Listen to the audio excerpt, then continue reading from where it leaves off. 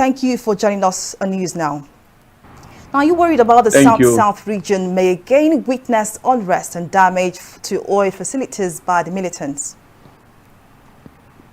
Yes, I'm very worried, and I also believe that Nigerians, anywhere they are, should also be worried about this development, about this situation, for the very obvious reasons.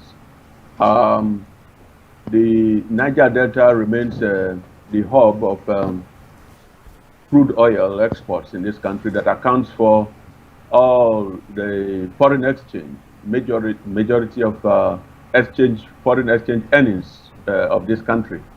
And we are also aware that the country is currently under recession. And so if at this point in time we are having this threat coming, I should be worried as a Nigerian. And I expect that those in government should also be worried about this development.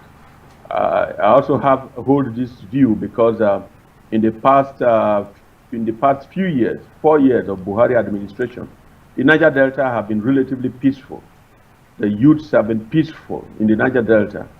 And so if after 4 years, we're now about the 5th year of this regime, of this government, and the youths are taking up arms, then I should really be worried.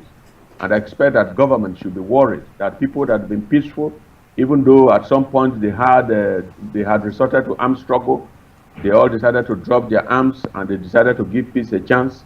If they are returning back to the trenches, it means something is wrong. It means that the solution that was put in place was perhaps not well thought out.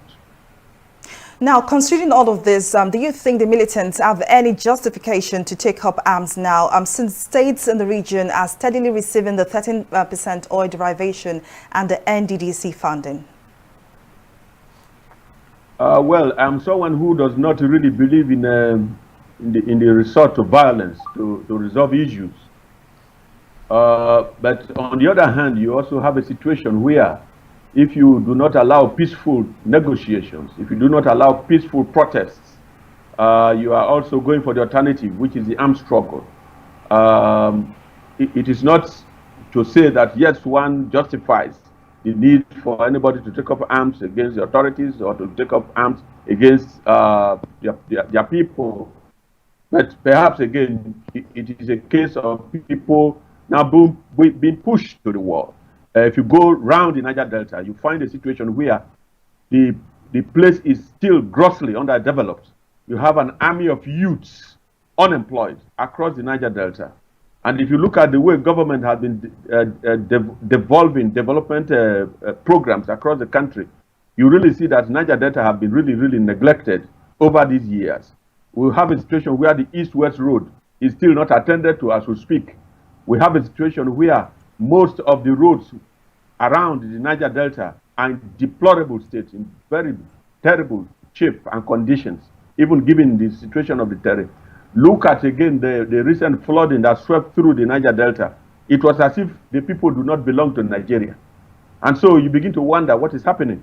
So if we do not have a government that cares about the people of the Niger Delta, and then you begin to see situations like this come up.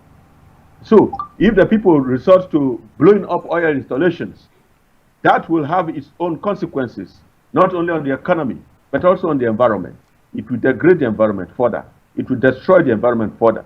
And so for me, I'm not a proponent of violence, but we have found ourselves in a situation where even peaceful protesters, like the NSAS protesters, government had to resort to the use of violence to quell the protest, the peaceful protest.